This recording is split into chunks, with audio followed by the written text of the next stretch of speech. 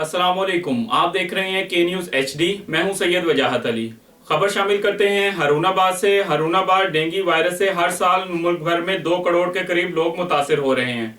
इस बीमारी से खौफजदा होने के बजाय डेंगू मच्छर से बचाव के जदीद तरीकों को अपनाया जाए। मजीद तफसीलात जानते हैं डॉक्टर नज़ीर अहमद की इस रिपोर्ट में। जी बिल्कुल।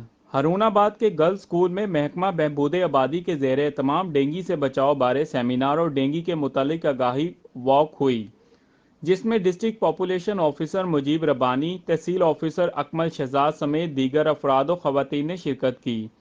सेमिनार से खिताब करते हुए FWC city centre Zahida Rukhsana ने कहा कि ये दही इलाकों की बीमारी नहीं है, बल्कि ज़्यादातर केसेस शहरी इलाकों के रिपोर्ट हो रहे हैं। ये मच्छर तुलू आफ्ताब और ग़ुरूब आफ्ताब के वक्त हमलावर होते हैं।